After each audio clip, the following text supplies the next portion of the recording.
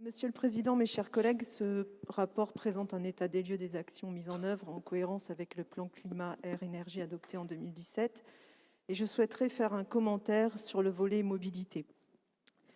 De manière incontestable, la mobilité est un élément déterminant du développement durable, mais dans ce chapitre, la présentation du bilan et surtout des perspectives relève d'un certain parti pris.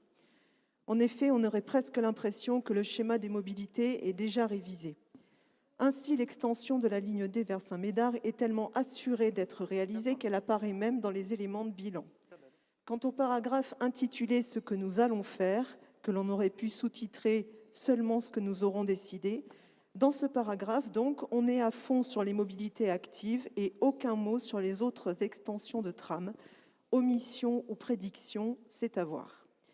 Le développement durable mis au service de la qualité de vie des habitants, c'est aussi concevoir des villes vivables, desservies efficacement par des transports en commun. À défaut, on risque d'avoir des centralités confinées dans leur périphérie et qui prendraient massivement la voiture pour en sortir. Cet enjeu est d'ailleurs souligné dans le sondage IFOP publié la semaine dernière.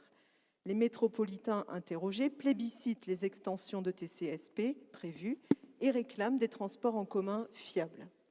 La mobilité durable que tout le monde appelle de ses voeux, avec une meilleure qualité de l'air et de la vie, suppose une offre de mobilité efficace et fiable. Sinon, il n'y aura pas de report modal. Il est donc très dommage de voir le tramway disparaître des perspectives, car parmi les solutions de transport, c'est le tramway qui offre le plus de fiabilité, car c'est le seul qui soit vraiment en site propre. La contribution versée par la ville de Gradignan à la révision du schéma des mobilités saura également démontrer que le tramway reste la solution la plus efficiente en termes d'enjeux environnementaux. Un mot sur les mobilités actives qui sont présentées depuis plusieurs semaines comme le summum de la mobilité de demain. Qui peut être contre? Qui peut nier l'intérêt du vélo et de la marche à pied pour la santé et l'environnement? Mais d'un autre côté, est-ce que tout le monde peut faire du vélo ou marcher pour aller travailler?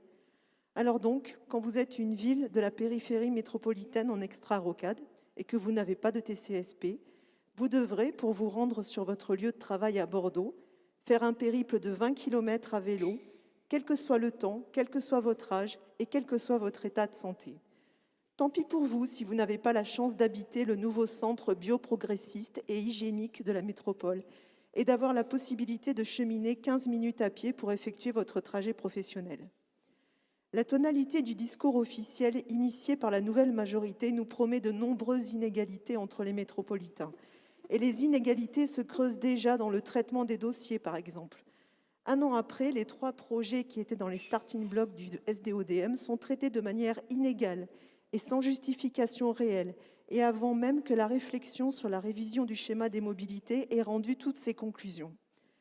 Le vice-président mobilité nous a rappelé le point de vue de la majorité sur ces 3 projets en conseil du 29 janvier dernier. Premier projet, extension de la ligne D vers Saint-Médard, inscrite au PPI. Et en cherchant bien, on remarque même que la dotation sur plusieurs lignes se situe entre 100 et 130 millions d'euros. Il faut quand même se souvenir que l'opposition de l'époque avait combattu ce projet. Mais aujourd'hui, le nouveau maire de Saint-Médard fait partie de la majorité métropolitaine. Alors le monde a peut-être changé, mais les arrangements politiciens, visiblement, ont la vie tenace. Deuxième projet, la ligne BHNS Pellegrin-Thouars-Malartic, qui a été, je cite, ajoutée par la majorité car au vu des performances de cette ligne, la majorité, je cite, souhaite la réaliser, même si cela sera confirmé lors de l'adoption de la nouvelle stratégie des mobilités. Traduction, si la majorité décide que c'est une bonne idée, c'est donc inscrit au PPI. Notons au passage l'intérêt pas du tout relatif du maire de Bègles sur la question, qui, grâce à la cogestion, avait obtenu de faire étudier une branche de ce tracé vers sa ville. Troisième projet, l'extension de la ligne B disparaît du PPI et ne subsiste que des études.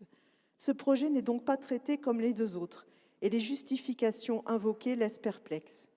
Confusion ou contorsion de la vérité, je ne saurais dire. En tout cas, ces dossiers ont tous les 3 bénéficié d'un vote favorable de leur déclaration de projet sur le même Conseil métropolitain de janvier 2020. Monsieur le Président, un des enjeux majeurs du développement durable, c'est la lutte contre les inégalités. Et je ne veux pas croire que nous allons vers une méthode qui consisterait à bafouer l'égal accès des populations au transport public. Monsieur le Président, j'ai envie de croire en votre affirmation, celle par laquelle vous vous êtes porté garant de l'équité entre les territoires et de l'observation juste des nécessités de chacun de ces territoires. La période est propice à l'espoir. Alors là, j'ai envie de croire que celui-là ne sera pas déçu. Je vous remercie.